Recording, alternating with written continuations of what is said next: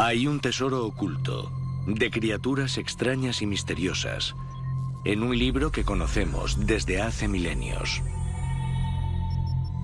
Las Sagradas Escrituras están llenas de bestias. ¿Existieron realmente? ¿Pueden encontrarse hoy o son solo mitos?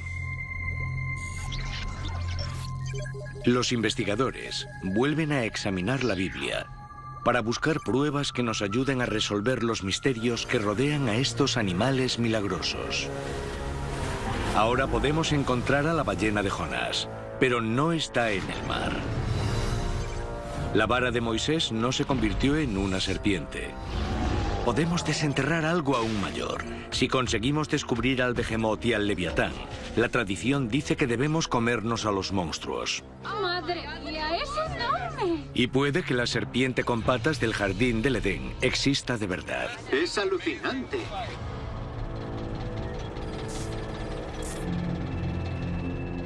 Para revelar los secretos, habrá que descifrar escrituras antiguas y averiguar el sentido oculto de los símbolos, los mitos y las leyendas. Si lo conseguimos, nos veremos cara a cara con las bestias más misteriosas de la Biblia.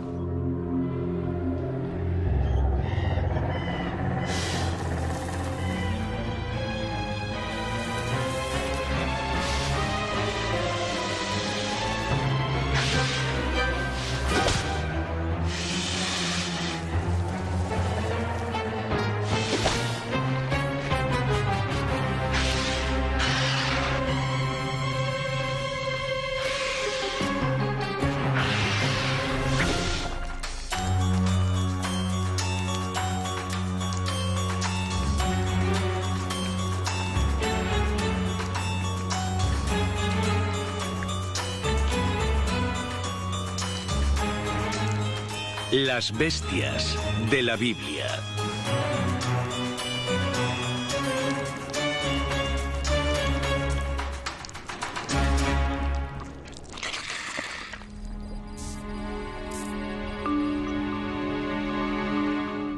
La bestia más famosa de la Biblia es la serpiente, el habitante más siniestro del jardín del Edén.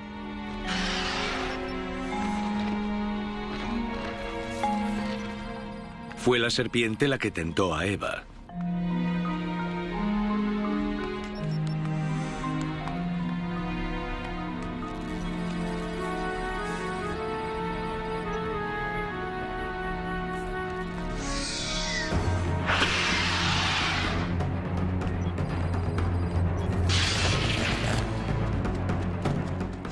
En el Génesis, la serpiente tiene rasgos perturbadores.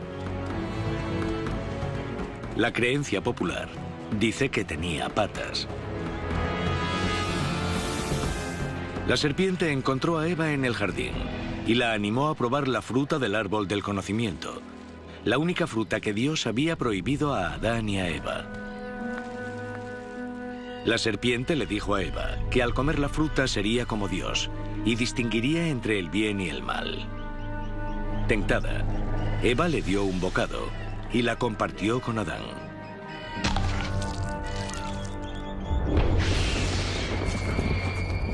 Así pues, Dios expulsó a Adán y a Eva del jardín y maldijo a la serpiente.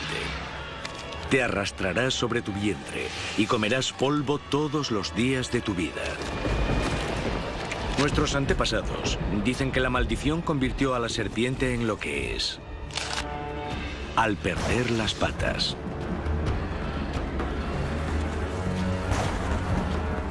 No sorprende que esta historia de pecado les haya dado mala reputación a estos animales. Para nuestros antepasados, tenían cualidades mágicas y siniestras. Su personalidad y movimientos tienen un aire antinatural, y una serpiente con patas, bueno, daría bastante miedo. Es imposible que tal criatura exista. ¿O no? Sorprendentemente, los antiguos manuscritos cristianos nos ofrecen varios candidatos. Durante siglos, la palabra serpiente se aplicó a varias bestias de características parecidas. Hay catálogos detallados de estas criaturas que podrían llevarnos a la serpiente con patas de Eva. Esto es un bestiario de hace 800 años, un libro sobre bestias. Los bestiarios forman parte de una tradición extraordinariamente longeva que se remonta a la Edad Media, pero cuyas raíces datan ya del mundo clásico. En este, que pertenece al siglo XII, se notan los poros de la piel del animal al que le han quitado el pelaje, y en el otro lado se ven las venas de la carne. Es un libro sobre bestias hecho con piel de bestias. Los bestiarios antiguos se centraban en criaturas exóticas, extravagantes y monstruosas. Y los posibles sospechosos de ser la serpiente de Eva, las serpientes con patas y las salamandras eran las protagonistas. En este bestiario hay una imagen magnífica de una salamandra muy distinta de las criaturas que conocemos hoy. Hay un hombre muerto en el suelo. A la derecha hay salamandras parecidas a serpientes que salen de entre las llamas, y al otro lado, la cola de una salamandra que entra en un pozo para infectarlo. Arriba, un árbol con salamandras trepando por las ramas para comerse las manzanas e infectarlas para matar al hombre. La salamandra dice, voy a traducir un trozo, de todas las criaturas venenosas es la que tiene un mayor poder, pues las otras matan víctima a víctima. Pero esta criatura acaba con muchas personas a la vez, ya que si sube a los árboles, envenena todas las manzanas para que todo el que las coma muera. Como aquí se menciona a la salamandra envenenando las manzanas de un árbol, se asoció desde hace mucho con la serpiente del jardín del Edén. ¿Podría ser la serpiente del Génesis una salamandra venenosa? Si nos remontamos a mucho antes de que se escribiesen los bestiarios, encontramos un comentario bíblico de más de 1600 años, en el que la serpiente de Eva es capaz de envenenar árboles. En este texto llamado el Apocalipsis de Moisés, Eva les cuenta a sus hijos su versión de lo que pasó con el árbol y la serpiente. Su versión dice que la serpiente vertió el veneno de su maldad, la lujuria, en la fruta del árbol y luego dobló la rama para que Eva pudiese alcanzarla, cosa que hizo, y cogió la fruta para comérsela. En cuanto la mordió, supo que todo había cambiado. El manuscrito dice que la serpiente envenenó la fruta del árbol antes de dársela a Eva, y las imágenes del bestiario muestran a la salamandra haciendo exactamente lo mismo. Esto nos lleva a una teoría nueva y sorprendente. La serpiente con patas bíblica podría haber sido una salamandra. Sorprendentemente, muchas salamandras actuales son venenosas. Pero, ¿es su veneno tan potente como para envenenar la fruta de un árbol? Esta pequeñita es una salamandra de fuego. De adulta medirá unos 25 centímetros. La llaman salamandra de fuego por dos razones. La piel tiene marcas que parecen fuego.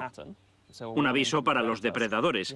Tiene unas preciosas marcas de color amarillo y naranja que avisan de que su piel segrega veneno, por lo que tendré que lavarme bien las manos después de tocarla. En la Edad Media se creía que eran tan venenosas que las leyendas decían que una sola había envenenado un río y matado a miles de personas. En realidad el veneno no es especialmente potente, no como para matar a una persona. También se le llama salamandra de fuego por la antigua creencia de que surge del fuego. La gente creía que nacía entre las llamas, y en la Edad Media se decía que su sangre te volvía ignífugo.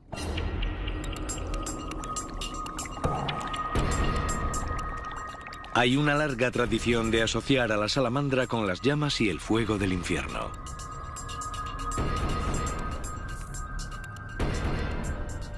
La gente creía que la salamandra no podía arder, igual que las almas de los condenados, que no se consumían con las llamas del infierno.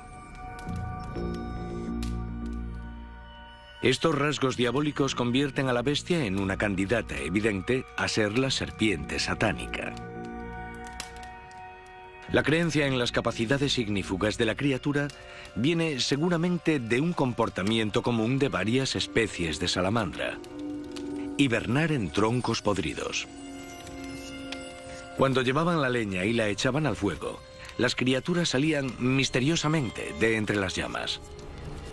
La gente empezó a creer que la salamandra podía dar lana ignífuga, soportar cualquier calor e incluso apagar incendios.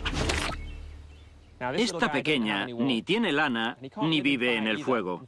De hecho, la ciencia nos dice que ninguna criatura surge del fuego. Y mucha gente afirma que la idea de que la sangre de salamandra tenga características ignífugas no es más que un mito sin fundamento. Pero los zoólogos han descubierto que los tritones y las salamandras sí que tienen propiedades ignífugas, no en la sangre, sino en varias secreciones. Las salamandras tienen glándulas que secretan fluidos para humedecer su cuerpo. Los zoólogos han visto que cuando las salamandras cruzan el fuego, secretan estos fluidos, que se convierten en un tipo de espuma, lo que significa que las salamandras pueden atravesar las llamas y salir ilesas. La espuma disipa el calor del cuerpo, así que aunque la gente diga que la leyenda de las salamandras ignífugas es un mito, vemos que encierra algo de verdad, por increíble que parezca.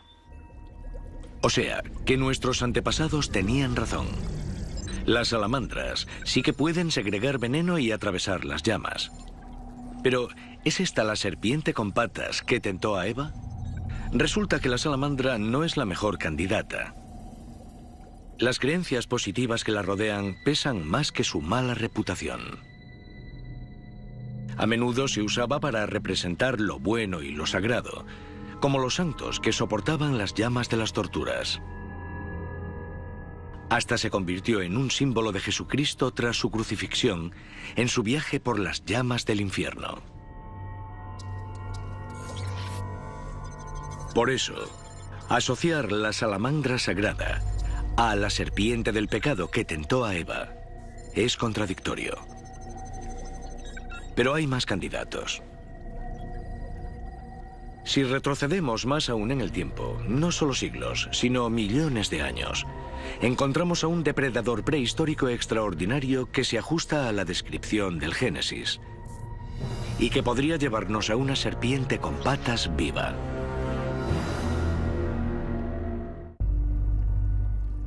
Hoy en día, biólogos y paleontólogos consideran la historia de la serpiente con patas del Jardín del Edén como eso, una historia. Pero sorprendentemente, tienen algo que decir sobre serpientes con patas. A la izquierda tenemos un varano de sabana y en la mano tengo una boa.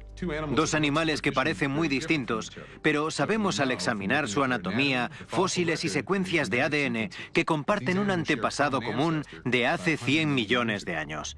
El cuerpo de la serpiente evolucionó desde uno muy parecido al de este lagarto de 4 patas, tronco corto y cola larga, hasta el de esta boa con tronco largo, ningún miembro delantero, sin cintura escapular y una cola muy corta. Sorprende mucho que algunas serpientes actuales conserven vestigios de miembros traseros.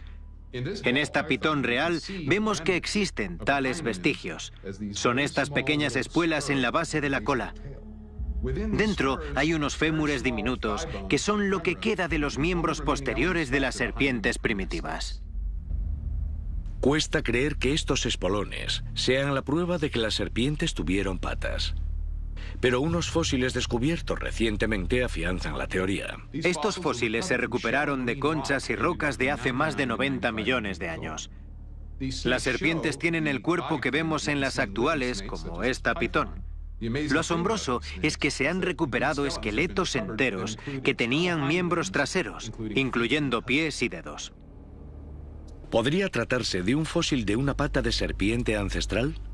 Hay más indicios que conectan esta pata de 95 millones de años con las serpientes modernas. Muchas serpientes cuentan con una forma especializada de alimentarse gracias a su mandíbula flexible.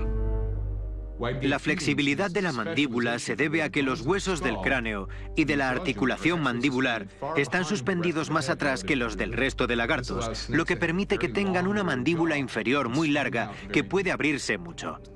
Además, los huesos de la mandíbula inferior no se unen en la parte frontal como en los mamíferos y otros animales, sino que los dos huesos quedan separados y cuando la serpiente abre la boca, puede hacerlo creando un gran espacio que le permite devorar presas grandes. Los biólogos consideran la mandíbula flexible una característica exclusiva de las serpientes. Los cráneos de 99 millones de años, descubiertos entre los fósiles recientes, muestran adaptaciones de mandíbulas flexibles. Es decir, que estos cráneos son de serpientes, no de lagartos, ni tampoco de dinosaurios. Como están unidos a esqueletos con patas, podrían ser un eslabón directo entre las serpientes actuales y las antiguas serpientes con patas. Podría ser una serpiente fosilizada con patas el retatarabuelo de todas las serpientes modernas. Es una idea interesante, sobre todo al comparar el Génesis con su evolución. En el jardín del Edén, cuando Dios la maldice, esta pierde las patas. La ciencia moderna recurre a los fósiles y años de evolución para mostrar el mismo resultado.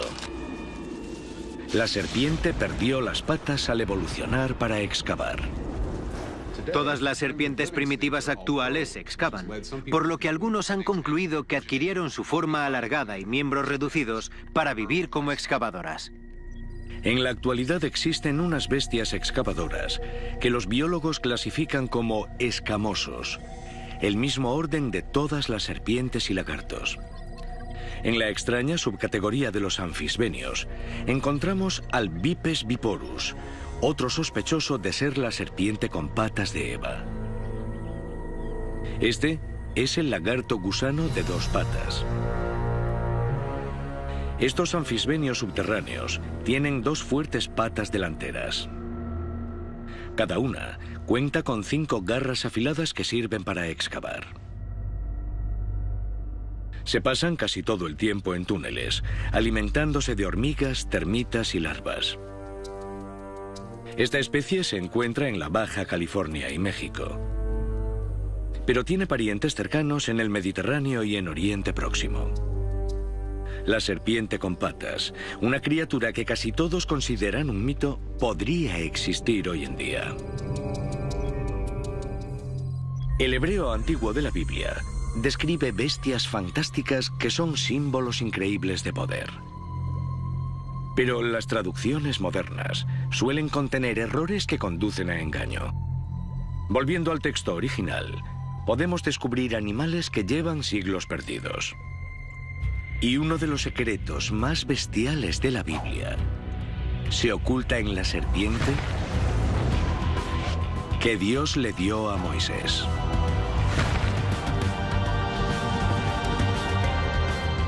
Está escrito que la voz de Dios le llegó a Moisés desde una zarza ardiendo. Le dijo que liberase a los hebreos de la esclavitud del faraón, que los sacase de Egipto y los llevase a la tierra prometida. Le aseguró a Moisés que le ayudaría a obrar maravillas para convencer a los egipcios de su poder. Le ordenó que tirase su vara. Los textos antiguos nos dicen que la vara se transformó en una nahash. Nahash en hebreo significa serpiente. «Cógela de la cola», dijo Dios. Y así lo hizo Moisés. La serpiente volvió a convertirse en vara. Y así, Moisés volvió a Egipto para reclutar a su hermano Aarón. Era el momento de coger la vara y desafiar al faraón. En los antiguos Israel y Egipto, una vara era más que un simple bastón. Era un símbolo de poder. Representaba el liderazgo y la autoridad. En hebreo se dice maté, que significa vara, pero también puede significar tribu. Así que maté no es solo la vara del líder, sino que también es la tribu sobre la que el líder manda.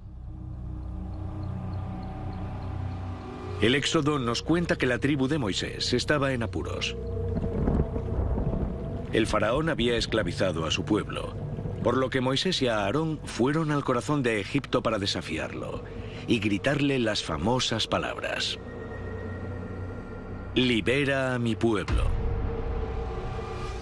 Pero esta vez, según la Biblia, Dios le otorgó un tremendo poder a la vara de Aarón.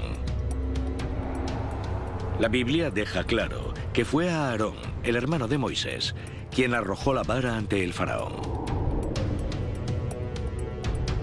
Convencido de que el Dios hebreo no tenía poder, el faraón exige ver un milagro. Y Aarón arroja la vara. Cuando Dios habló y Moisés arrojó su vara, se transformó en una nahash, una serpiente. Y casi todas las traducciones del Éxodo dicen que lo mismo le pasó a Aarón.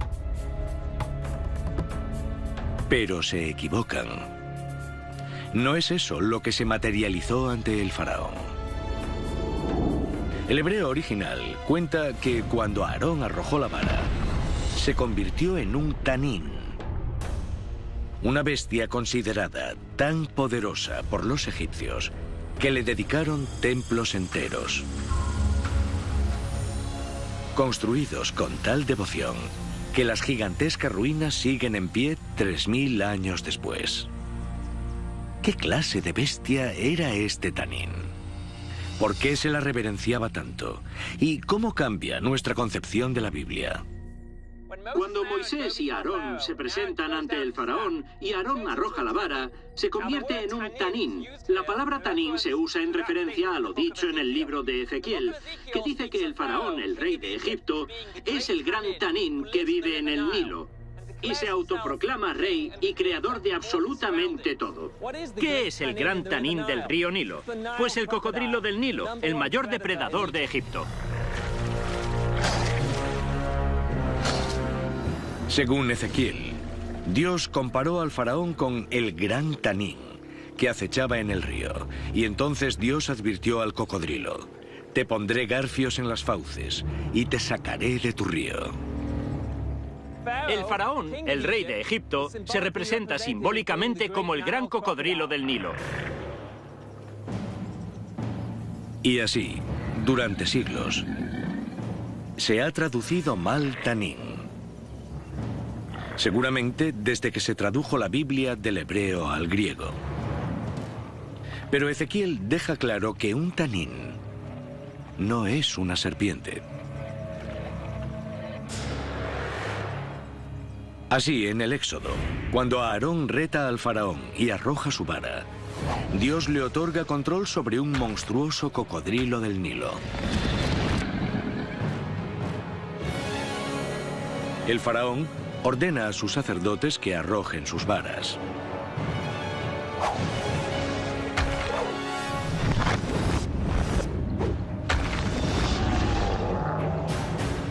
Y empieza la batalla.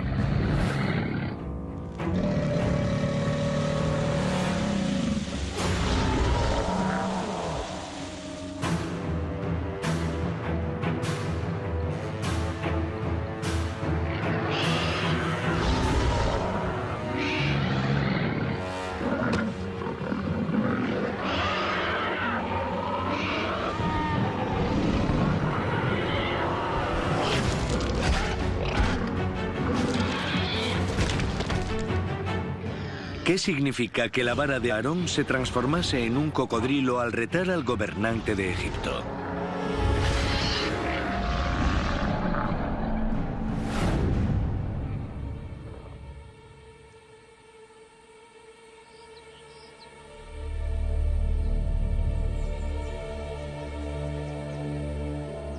El misterio que envuelve a esta bestia de la Biblia empieza aquí. Entre estas enormes columnas y muros donde hay indicios de que una de las más antiguas y adoradas deidades egipcias era el dios cocodrilo Sobek. Estamos en el templo de Komombo, en el sur de Egipto, en las orillas del Nilo. Es un templo poco común porque está dedicado al encantador dios cocodrilo Sobek. Se suele representar como un hombre con cabeza de cocodrilo o como un cocodrilo normal. Sobek era uno de los dioses más importantes del panteón egipcio, seguramente uno de los 10 o 15 principales, y su popularidad fue creciendo con el tiempo. En parte porque era una mezcla de dios de la fertilidad y dios del sol. Los antiguos egipcios representaron a Sobek como un cocodrilo, porque creían que estos tenían poderes mágicos. Las hembras de los cocodrilos parecían saber cuándo habría inundaciones, y justo antes ponían entre 18 y 80 huevos. Los nidos siempre estaban por encima de la línea de la inundación, por lo que nunca les afectaban las aguas. El otro motivo es que los cocodrilos pasan mucho tiempo en los bancos de arena tomando el sol, así que era la opción ideal para ser una deidad solar. Las escamas de los cocodrilos brillan cuando les da la luz y parecen de oro por el reflejo del sol. Los egipcios solían tener un cocodrilo vivo en la piscina del templo, que en teoría era la encarnación del dios Sobek. Venían peregrinos a visitarlo, a hacerle ofrendas de comida, bebida, carne, pan y hasta vino para satisfacerlo. Matar a un cocodrilo sagrado sería un crimen tremendo. Así que en el Éxodo, Dios transforma la vara de Aarón en uno de los animales más reverenciados de Egipto. Que Aarón controlase al poderoso cocodrilo del Nilo habría puesto a prueba las creencias del faraón. Parecía que su dios Sobek estaba en apuros. Si el cocodrilo pudiese ganar la batalla, ¿qué amenaza supondría para el poder del faraón? Los restos momificados de cocodrilos de hace 2000 años pueden contener las respuestas. Lo crean o no, hay secretos dentro del estómago de esta bestia bíblica. La Biblia describe criaturas maravillosas y fantásticas. Las nuevas investigaciones sobre sus orígenes han revelado verdades sorprendentes. Durante siglos ha habido monstruos escondiéndose de nosotros. Todo se remonta a una mala traducción de la historia del Éxodo. En el texto hebreo, la vara de Aarón no se convierte en una serpiente, sino en un poderoso cocodrilo del Nilo. Cualquier faraón se habría visto intimidado. El cocodrilo era uno de los dioses más reverenciados. Si el cocodrilo de Aarón devoraba al del faraón, ¿cuánto poder soberano estaría en juego? El verdadero significado del duelo del Éxodo puede revelarse por fin con ayuda de un cocodrilo momificado. Este cocodrilo tiene al menos 2000 años, unos 2300 aproximadamente. Los egipcios momificaban a los cocodrilos porque creían en la vida eterna. Y los dioses también son eternos. Creían que el espíritu del dios Sobek habitaba un cocodrilo sagrado que vivía en el templo. Cuando el cocodrilo moría, lo momificaban y lo enterraban con solemnidad porque era un dios. En ocasiones, para mantener la forma de los cocodrilos, rellenaban las cavidades con papiros que a veces llevaban inscripciones. Algunas de estas momias son interesantes no solo por ser cocodrilos, sino porque nos ha dado cientos y miles de documentos del antiguo Egipto.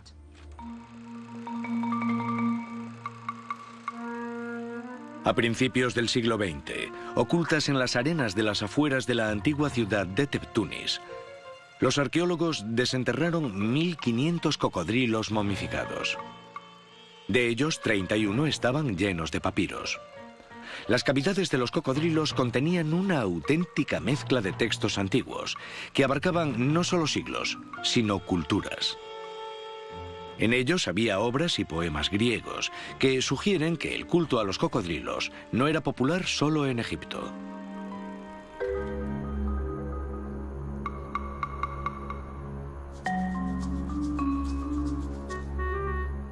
Un siglo después, los arqueólogos siguen excavando la ciudad. ¿Qué pueden contarnos los fragmentos antiguos del significado del cocodrilo de Aarón en el Éxodo? ¿Pueden los nuevos descubrimientos arrojar luz sobre esta bestia bíblica? Si tienen preguntas sobre cocodrilos en Teptunis, solo hay una persona con quien hablar: Claudio Galazzi.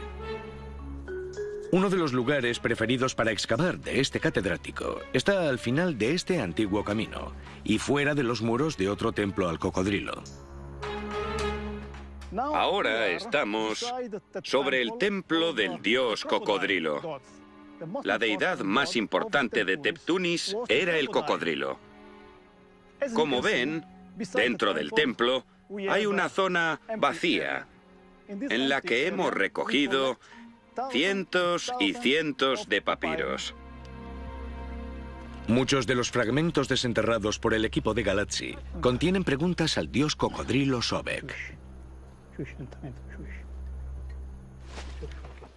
La gente escribía una pregunta en el papiro, o a veces muchas, y se las daban a los dioses para que ellos respondiesen a su problema personal. Por ejemplo, ¿voy a Alejandría o no? O ¿quién me ha robado la ropa? ¿Cronium, Irene u otra persona? La gente le preguntaba al dios cocodrilo porque el dios cocodrilo era un oráculo. Los dioses oráculos se consideraban sabios consejeros capaces de predecir el futuro. Como los antiguos egipcios vieron que los cocodrilos predecían las inundaciones y nunca ponían los huevos demasiado bajos en las orillas del Nilo, pensaron que el cocodrilo era vidente.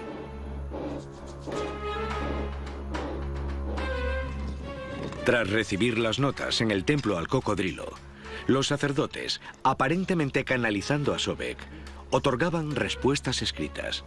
Después enterraban las preguntas originales fuera de los muros. Estas plegarias en papiro han estado selladas más de 2000 años. Los secretos que encierran pueden mostrarnos el verdadero poder tras el dios cocodrilo. Hace unos días, aquí, en unos pocos metros cuadrados, desenterramos 55 preguntas al oráculo, que se pueden ver en el laboratorio.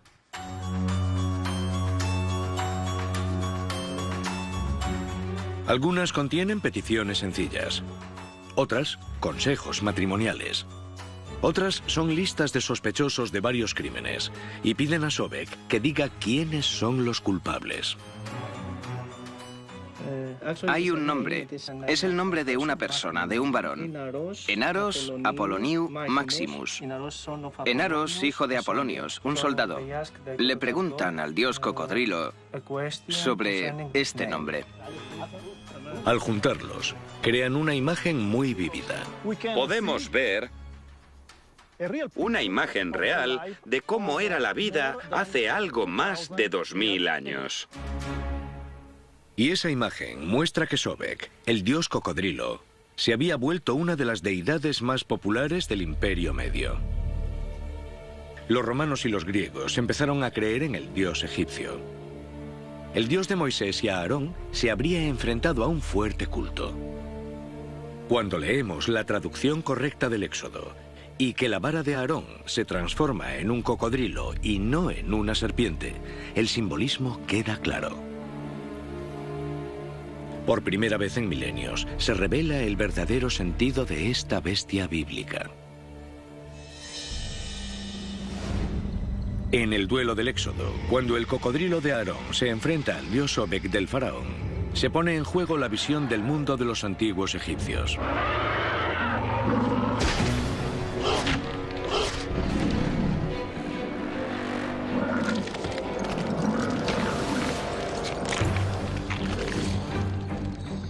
Según la Biblia, el cocodrilo de Aarón se deslizó por el patio manchado de sangre y devoró a todos los reptiles del faraón.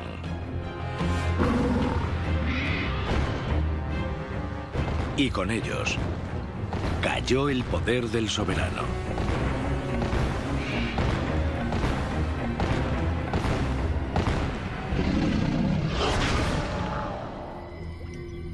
En el Éxodo, cuando el faraón se negó a liberar a los esclavos israelitas, nos dicen que Dios desató el infierno sobre Egipto. 6 de las 10 plagas bíblicas tenían bestias. Que fuesen pequeñas no significa que no fuesen mortíferas. Sus increíbles cantidades hicieron que estos pequeños monstruos fuesen insoportables. Y aunque algunos son muy conocidos, otros son todo un misterio. Después de convertir las aguas del Nilo en sangre, la Biblia dice que Dios le ordenó a Aarón extender su vara sobre el río. Hordas de ranas saltaron e invadieron Egipto.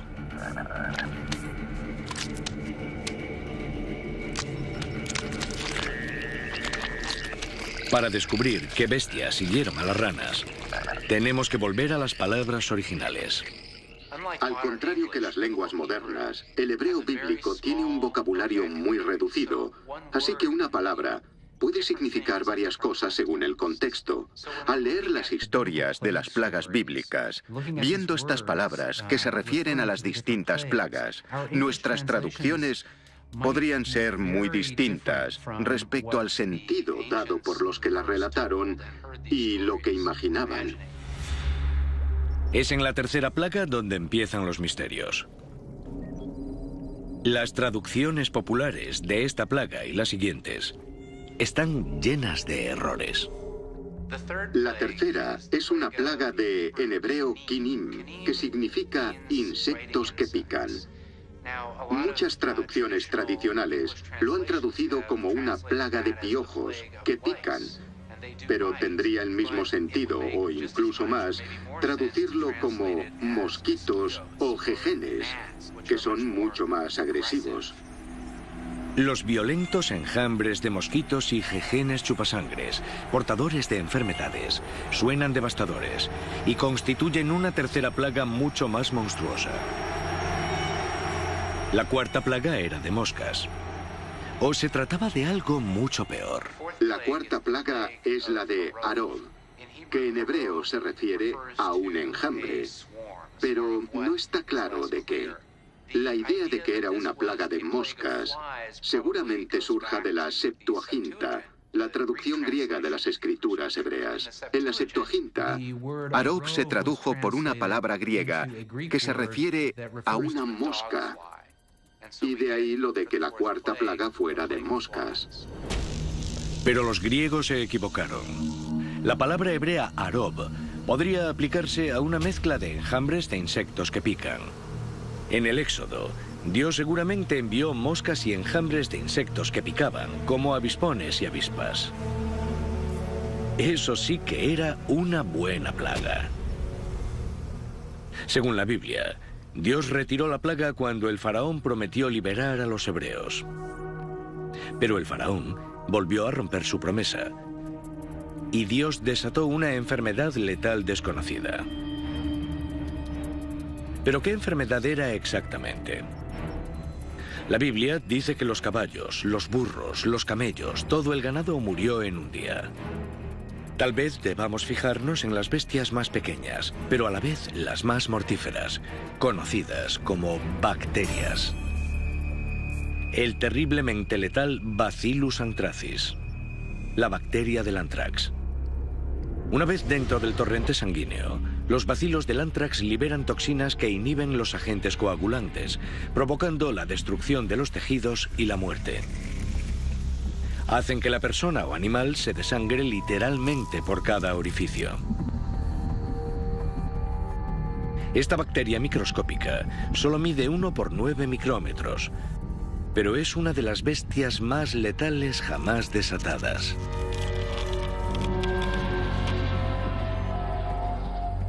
La descripción bíblica de la quinta plaga y la devastación que produjo entre el ganado encaja con las descripciones científicas modernas de los efectos del anthrax. Pero según el capítulo 9 del Éxodo, esta no fue la única bestia diminuta que Dios liberó. Para la sexta plaga, Dios les dice a Moisés y a Aarón que cojan hollín del horno y lo lleven ante el faraón. Luego Moisés tenía que arrojar las cenizas hacia el cielo para que se desperdigasen por todo Egipto y les causase shahin a los animales y a las personas. Shahin, en hebreo, suele significar ampollas. Es la plaga de las ampollas. Erupciones ulcerosas en la piel de los egipcios y su ganado. Unas ampollas supurantes que seguramente fueron causadas por otra bacteria, quizá del grupo Staphylococcus aureus. Aunque no es tan letal como el anthrax, provoca infecciones que pueden causar la muerte y es el candidato más probable a ser la sexta plaga. Y luego llegaron las langostas. La gran langosta marrón, autóctona de Egipto, mide unos 7,5 centímetros. Tiene una gran boca, 2 mandíbulas y 4 dientes que son como tijeras que agarran y cortan. Según la Biblia, la octava plaga fue de langostas. Millones y millones de estas llenaron el cielo y arrojaron una oscura sombra sobre Egipto. Consumieron los campos y los árboles, devorándolo todo a su paso. Ranas, moscas, mosquitos, avispas, langostas y bacterias. Las traducciones correctas y los análisis científicos por fin dan un conocimiento completo de lo que habría sido la devastación para Egipto.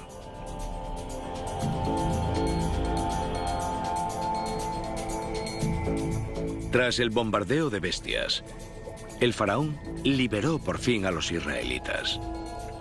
La Biblia dice que su viaje a la tierra prometida duró 40 años. Cuando por fin llegaron a la tierra de Canaán, los israelitas se encontraron con los filisteos, unos enemigos que adoraban a un dios que decían era mitad humano, mitad pez. ¿Podría existir realmente una criatura así?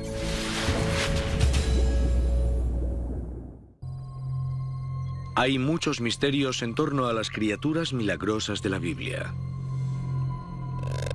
Bestias cuya existencia parece demasiado descabellada para ser real. Pero ha habido muchos animales extraños que al principio se creían obra de la superstición y que acabaron teniendo su base en evidencias biológicas. Hoy en día, podemos descubrir antiguas pistas bíblicas para separar el mito de la realidad y las sirenas de los simples humanos. ¿Podría existir el pueblo de las sirenas? La tradición sugiere que se las adoraba como a diosas en la antigua Judea. Las leyendas sobre sirenas y tritones son muy antiguas y existen en todo el mundo. A lo largo de la historia han recibido muchos nombres: sirenas, selkis, tritones, morganas y nixis. Y en sitios como Weeki Wachee, en Florida, son criaturas muy reales. Creo que las sirenas existen. ¿Por qué no? El océano es muy grande, está lleno de infinidad de criaturas y a lo largo de los siglos ha habido muchos avistamientos. ¿Por qué no creer en ellas? Sorprendentemente, las historias sobre sirenas se remontan a tiempos bíblicos. El primer relato conocido sobre sirenas procede de hace 3000 años, en Asiria. Se dice que la tradición del tritón es incluso más antigua. Sumeria, en el sur de Mesopotamia, lo que hoy en día son Siria e Irak, es una de las civilizaciones más antiguas conocidas. Y muchas culturas sumerias adoraban a Dagón, el gran dios conocido por ser mitad hombre, mitad pez. Dice la creencia popular que los filisteos bíblicos, los mayores rivales de los israelitas, adoraban al mismo dios pez. En la Biblia hebrea se describe a los filisteos como los principales enemigos de los israelitas. Una de las cosas que presenta esta Biblia es el dios de los filisteos, Dagón. En la actualidad, en una colonia de Tel Aviv, hay ruinas filisteas que pudieron haber sido un antiguo templo de Dagón. Sabemos que el texto de la Biblia habla de un templo de Dagón en Gaza y de otro de Dagón en Ashdod. Existe una enorme probabilidad de que el templo que vemos aquí debajo, en Kasile, también pudiera ser un templo de los filisteos al dios Dagón. Podría ser que los enemigos bíblicos de los israelitas venerasen a un dios, mitad humano, mitad pez, tras estos mismos muros.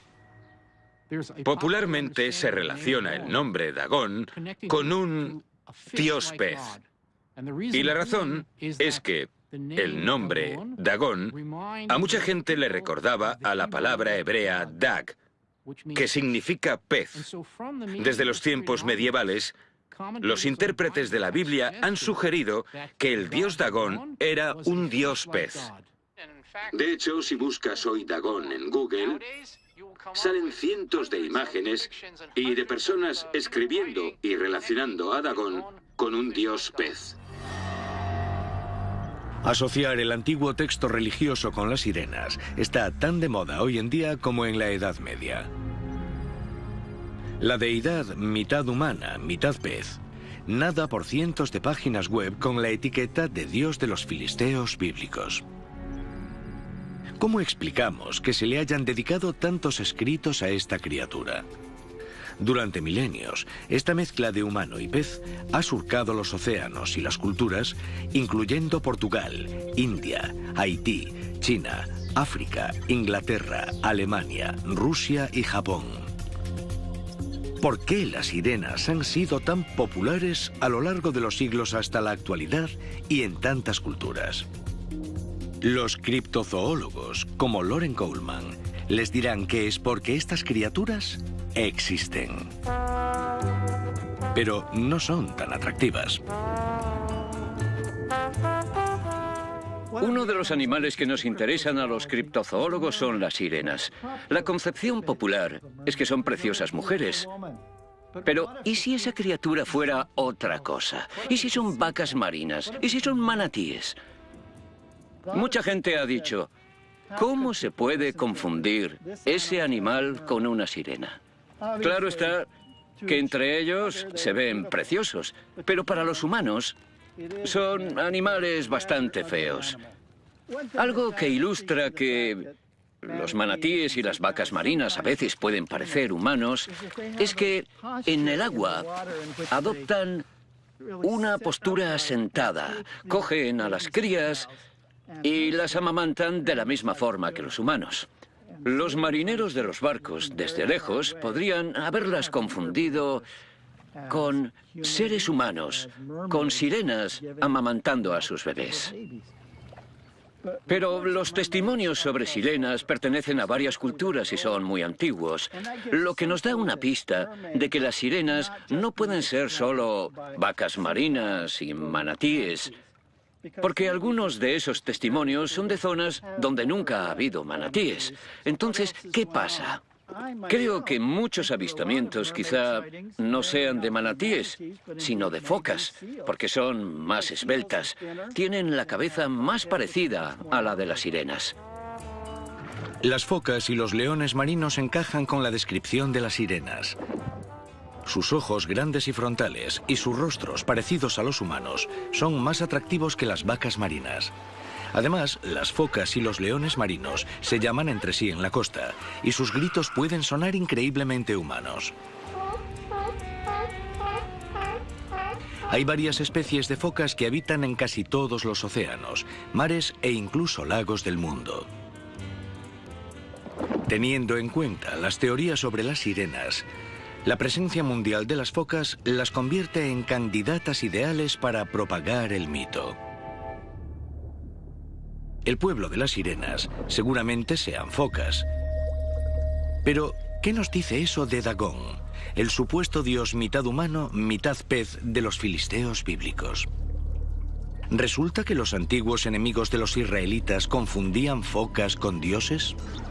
Si viajáramos en el tiempo hasta Filistea, en el año 1000 a.C., y preguntásemos si hay alguna conexión entre el dios Dagón y un dios pez, Los filisteos dirían que es una idea muy mal pescada. No tiene base alguna. Y es que con todo lo que sabemos de la arqueología filistea, no hay ninguna representación de dioses con forma de pez. Es algo que aparece de la Edad Media en adelante. Como la palabra dag significa pez en hebreo, los traductores medievales de la Biblia representaron a Dagón como un dios pez. Y en la Europa medieval, entusiasmada por las sirenas, se volvió un error tan extendido que aún hoy nos tragamos ese anzuelo bíblico. El caso es que la palabra Dagón encaja mucho mejor con la palabra hebrea Dagán.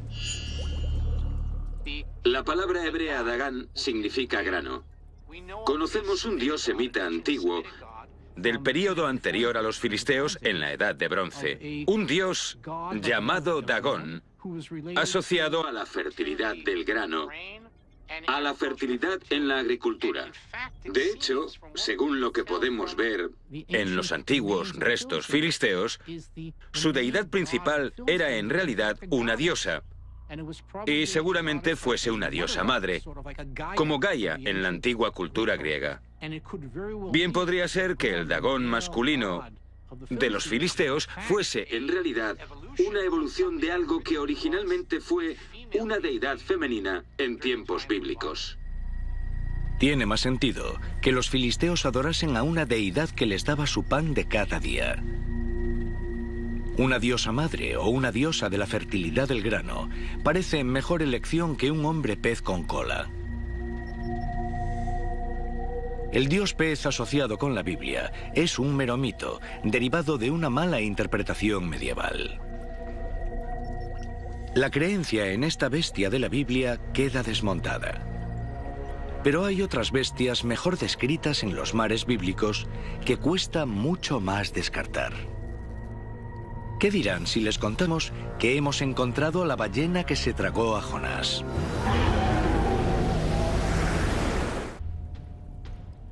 En la Biblia hay criaturas extrañas que escapan a la clasificación científica. ¿Existieron? ¿Se las puede encontrar hoy o son solo mitos? Una de las bestias de la Biblia más famosas se tragó entero al profeta Jonás. Pero, ¿cómo puede un pez tan grande nadar sin ser visto? Y si existe, ¿por qué no lo encontramos? Según la Biblia hebrea, Jonás fue devorado por pecar contra Dios. No acató su orden de predicar en una ciudad condenada. En su lugar, huyó y navegó por el Mediterráneo. Dios conjuró una tormenta terrible. Jonás les dijo a los marineros que era culpa suya. Para satisfacer a Dios y calmar la tormenta, tendrían que echarlo por la borda. Los textos más antiguos nos dicen que Dios invocó a un gran pez, que posteriormente se tradujo como ballena. Pero, ¿era este gran pez una ballena? ¿O era otra cosa?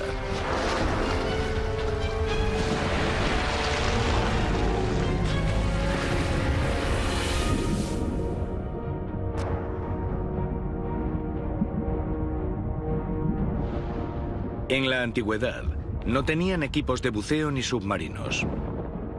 Lo que había en las aguas profundas y oscuras del mar era un misterio. De vez en cuando salían a la superficie grandes criaturas submarinas, pero los marineros solo veían una parte de su anatomía. Dejaban mucho a la imaginación.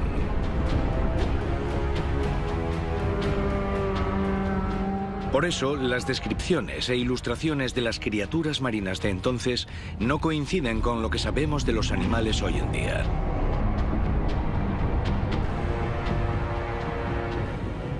Pero el libro de Jonás se escribió hace miles de años. Y puede que entonces hubiese criaturas que ya no existen en los océanos.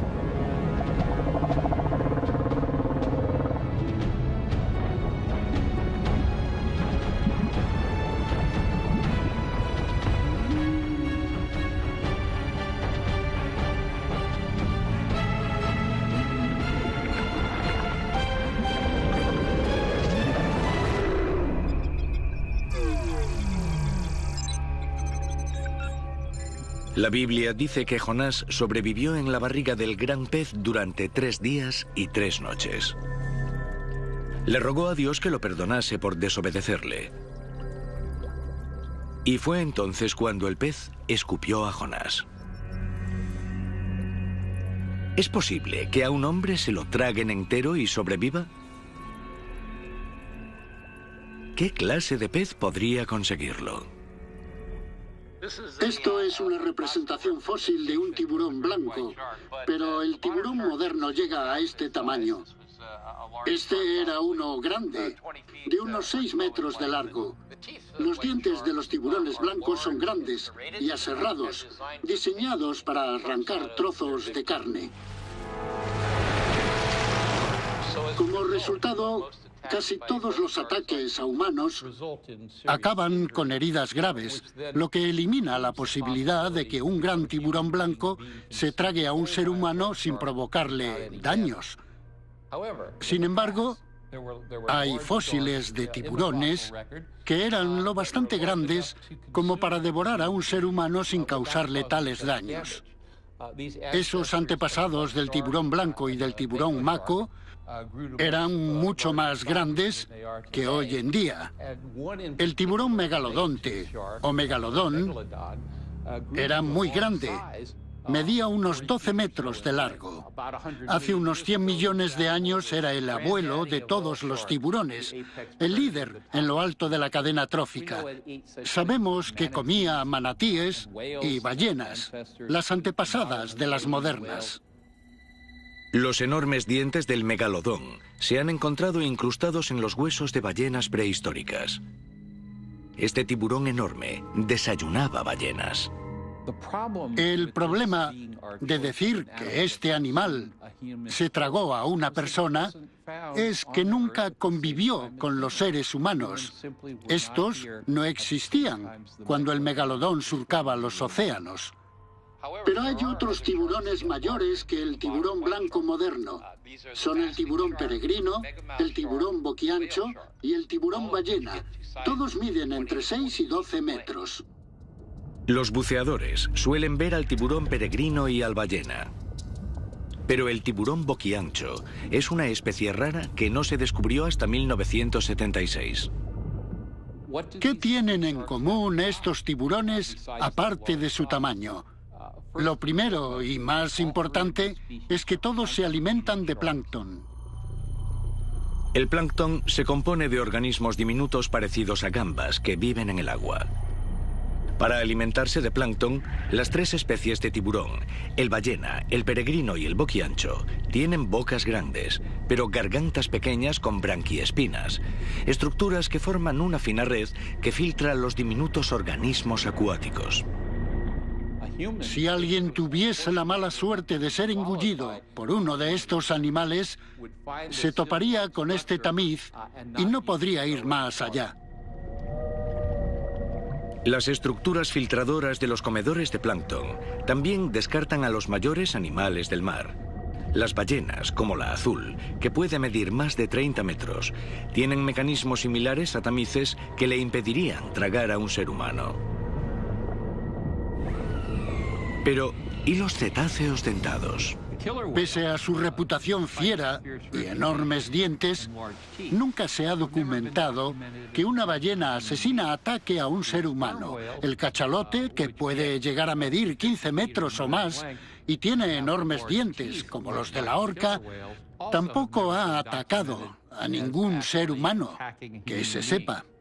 Así que podemos coger a estos 3 grupos de mamíferos marinos y tacharlos de la lista. Incluso si tenemos la mala suerte de que nos trague una ballena o un tiburón, sus ácidos estomacales son tan cáusticos que nadie sobreviviría, aunque llegase al estómago de una de estas criaturas.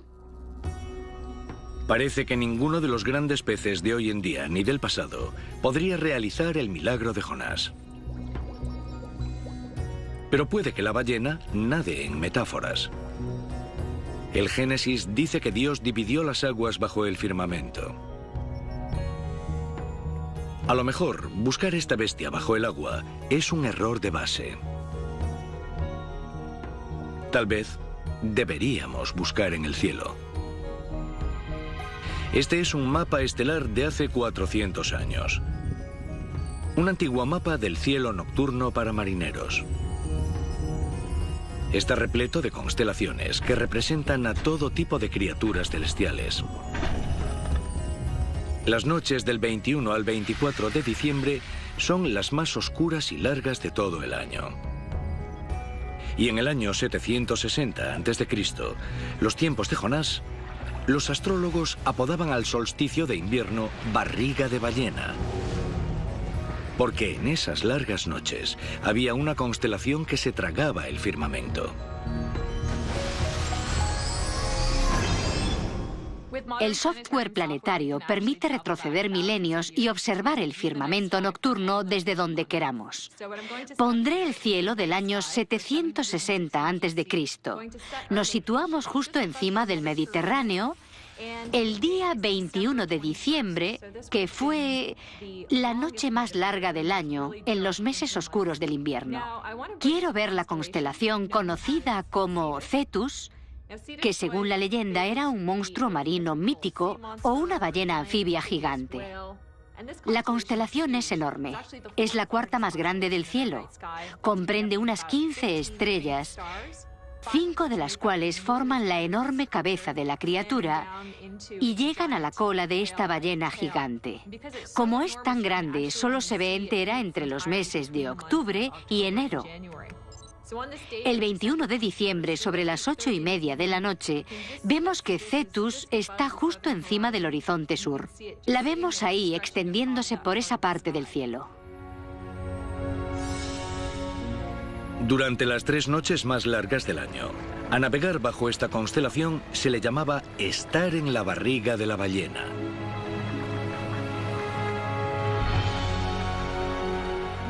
La historia de la ballena de Jonás podría tener un mensaje sencillo. A quien peca, lo consume la oscuridad.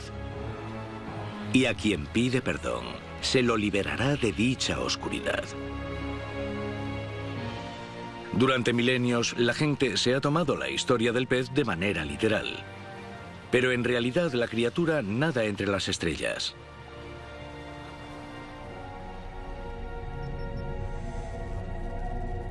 Sin embargo, hay otra historia bíblica que relaciona bestias, barrigas y arrepentimiento. Se supone que 2 monstruos colosales aparecerán al final de los días, pero no nos comerán. Nos los comeremos nosotros. Actualmente hay investigadores analizando antiguos textos bíblicos, descubriendo pistas que podrían revelarnos animales extraordinarios. En los primeros comentarios de la Biblia hebrea, los rabinos ofrecían una visión de un festín futuro. Según sus predicciones, habrá 2 enormes bestias asadas, una terrestre y una marina, que se prepararán y servirán en el banquete del fin de los días. Según sus interpretaciones de las escrituras hebreas, los primeros rabinos imaginaron que en el fin de los tiempos habría un banquete espectacular que sería ofrecido a los justos.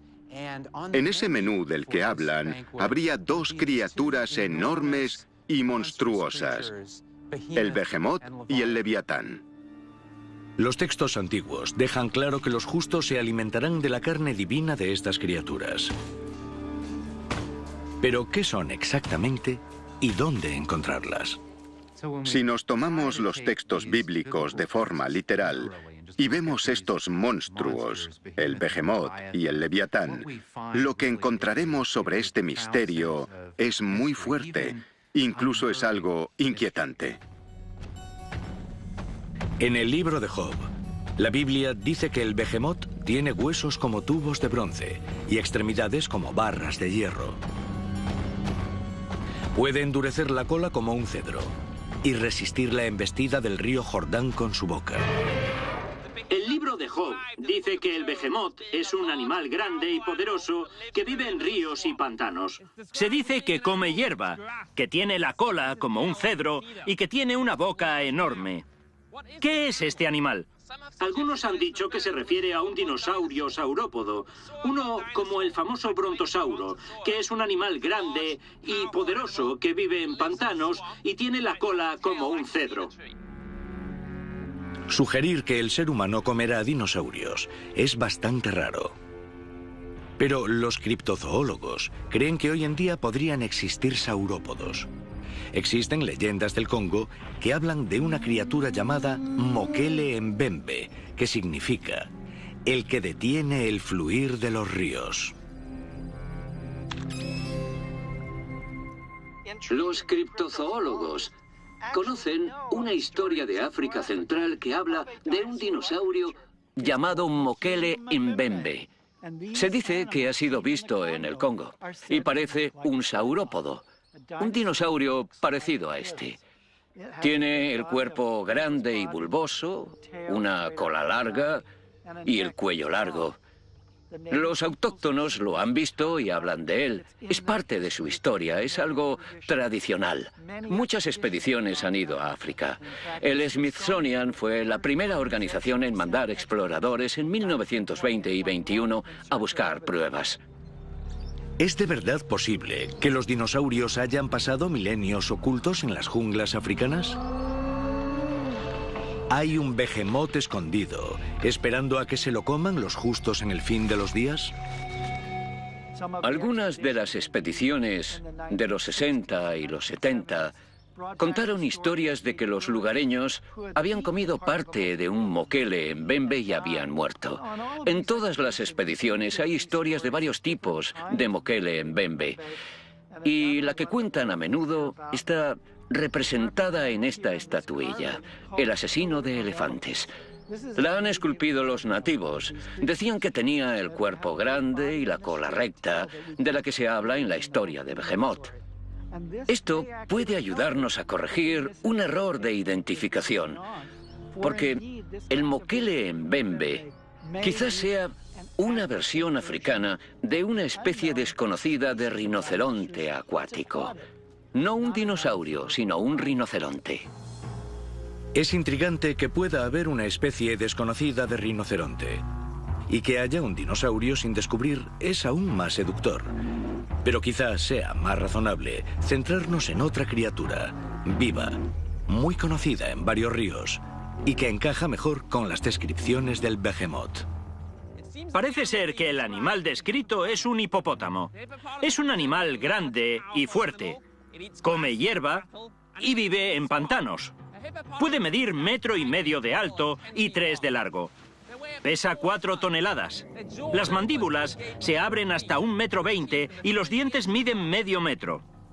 Son herbívoros, pero muy agresivos. Cada año matan a más gente en África que cualquier otro animal. Si van a su zona del río, les pisotearán, les morderán, pero no lo contarán. ¿De verdad tendría hipopótamo emplatado el banquete predicho para el fin de los días? Parece un menú de mar y montaña muy raro. Antes de decidirnos en lo de la montaña, vamos a investigar el mar. El Leviatán.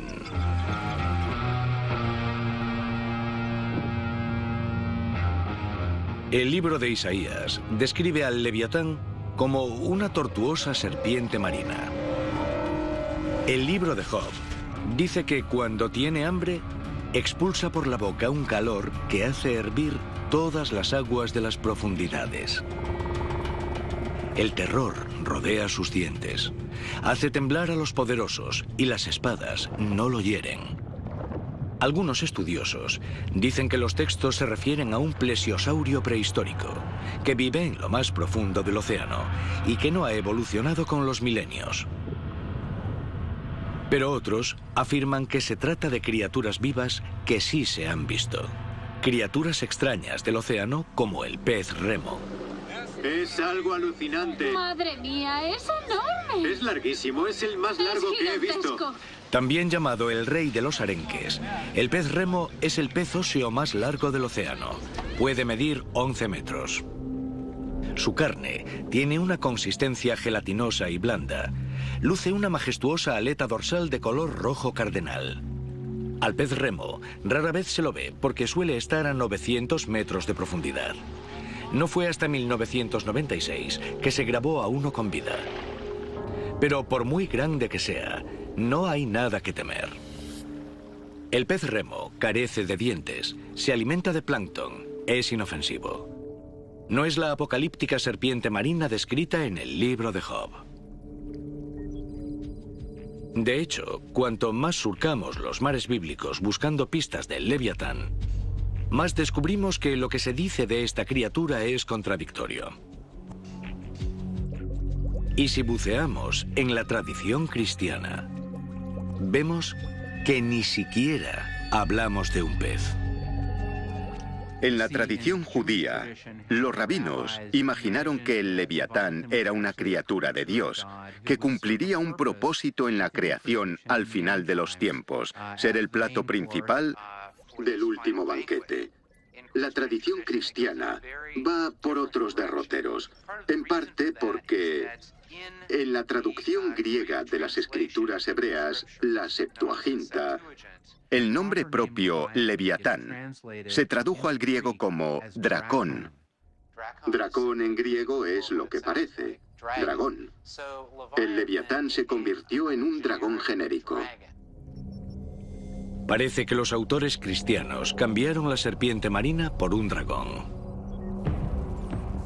En el Nuevo Testamento, el Leviatán ha perdido las aletas, el nombre, y se ha vuelto diabólico. El Leviatán encaja con la imagen del libro de las Revelaciones del dragón rojo, que es Satán, y el diablo en Revelaciones 12. En Revelaciones, las visiones apocalípticas incluyen a Dios salvando al niño Jesús de que lo devore el dragón rojo. Si es el mismo dragón, el mismo dracón que el Leviatán, entonces han cambiado el sabroso pescado divino por carne incomible de monstruo satánico. Está claro que hay discrepancias respecto al origen de estos monstruos bíblicos, Leviatán y Behemoth. La Biblia creo que glorifica ese sentido de ambigüedad, misterio y desconocimiento tanto con el Leviatán como con el Behemoth. El misterio, la raíz de la palabra misterio es desconocimiento, no saber. Y estas criaturas son, en cierto modo, personificaciones monstruosas de lo desconocido. Todas las experiencias religiosas tienen un sentido del horror, porque tienen que ver con encontrarse con la otredad. Y estas figuras del Leviatán y el Behemoth representan eso en la Biblia. En algunos mapas antiguos, en los confines del mundo conocido, la Terra Cognita, estaba la Terra Incógnita, el territorio desconocido.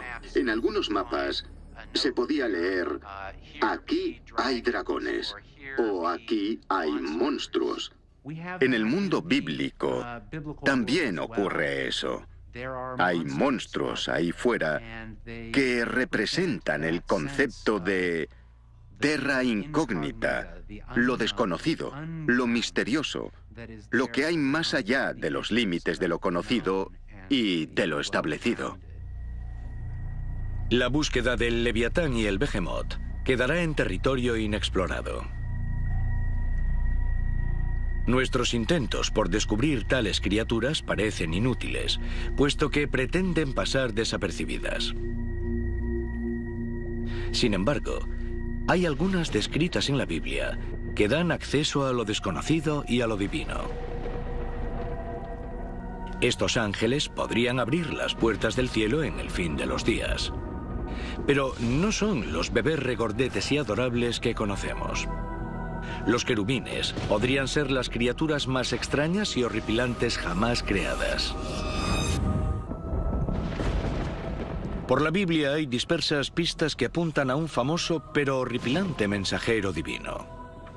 Un tetramorfo, una combinación de 4 criaturas que componen el ángel conocido como querubín. El mensaje que lleva este ángel se ha perdido con los siglos. Es una criatura terrorífica, no el bebé desnudo y regordete que muchos artistas han representado. Si examinamos las descripciones con detalle, podremos revelar por fin el verdadero significado de su diseño. El más indicado es Ezequiel. Era el profeta que mejor vio al querubín. En una visión, Ezequiel contempló una tormenta. Se avecinaba viento del norte, una gran nube con destellos como llamaradas. Dentro, había siluetas que parecían 4 seres vivos, viajando como relámpagos. El antiguo texto explica que dentro de los seres había algo que parecía carbón ardiendo. Cada criatura tenía 4 alas y 4 caras, traducidas desde el hebreo como león, hombre, toro y águila. Eran los querubines. Se dice que llevaban las ruedas del trono de Dios. Y se llevaron a Ezequiel a dar una movida vuelta.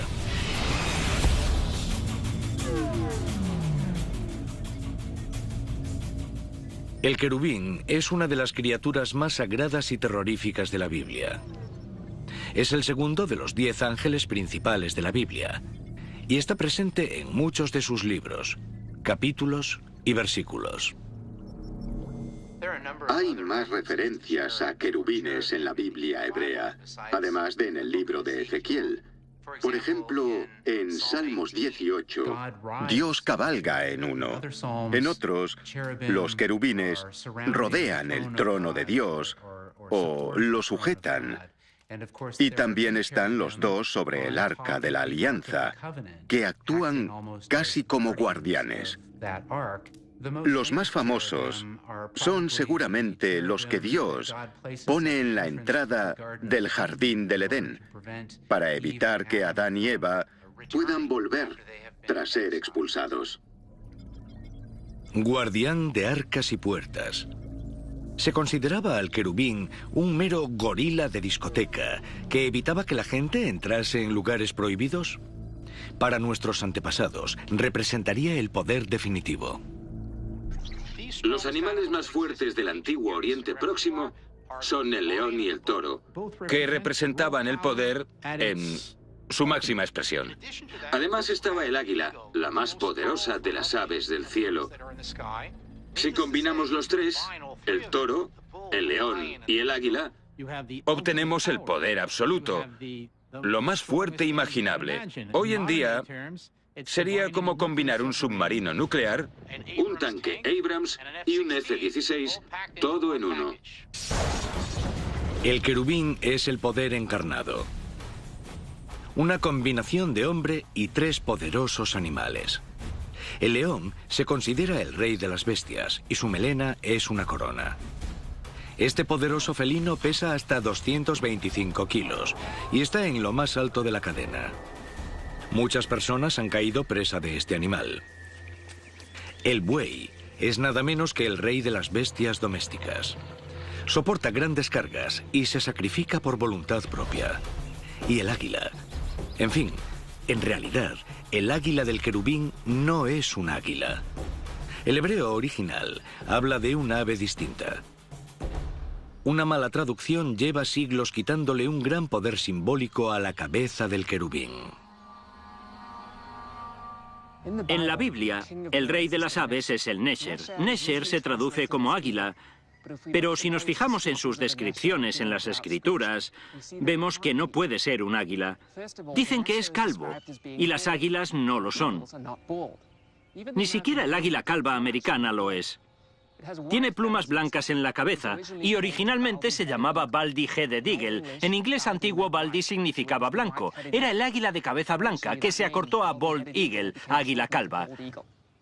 Pero no lo es. Además, se dice que el Nesher se alimenta de carroña y las águilas suelen cazar. ¿Qué ave es calva y se alimenta de carroña? Pues esta que tengo detrás, el buitre leonado, la mayor y más magnífica ave de presa de Oriente Próximo. Este es el Nesher de las Escrituras, este es el pájaro calvo carroñero. Todo está conectado. Al estar calvo, puede meter fácilmente la cabeza en los cadáveres sin que las plumas se le llenen de sangre y de vísceras. También es el amo de los cielos, el que más alto vuela. Y ostenta el récord de altitud entre las aves. Una vez uno chocó con un avión a 11.200 metros. Tienen pulmones especiales para respirar a esa altitud. Entonces, si el Nesher es el buitre leonado, ¿por qué todos creen que es el águila? Pues porque las traducciones se hicieron en Europa, donde no hay muchos buitres leonados, pero sí que hay grandes águilas. Era el ave que Roma ponía en sus banderas, pero en la tierra de la Biblia no es el águila el rey de las aves, sino el buitre leonado. La traducción correcta de Nesher le devuelve al querubín una potente connotación que estuvo perdida durante siglos. El buitre leonado es el ave que más alto vuela, lo que encaja con el propósito elevado y divino del querubín. Pero el buitre simboliza la muerte. En el reino terrestre, el mundo natural se alimenta de cadáveres. Se puede decir que las dos naturalezas extremas del Nesher reflejan el potencial del ser humano para la virtud y el pecado. Los dos extremos del buitre también encajan en la doble función divina del querubín. Los querubines siempre tienen una función de intermediarios. Son mediadores entre lo divino y lo humano, entre ambos reinos. Una de las raíces de la palabra hebrea, querubim, se remonta al significado acadio de portero. ¿Qué hace un portero? Evita que la gente atraviese una puerta, pero también permite el acceso a la puerta. Creo que los querubines cumplen esa doble función. Por un lado, pueden ser guardianes que eviten la entrada, pero por otro lado, pueden facilitar el acceso, la entrada.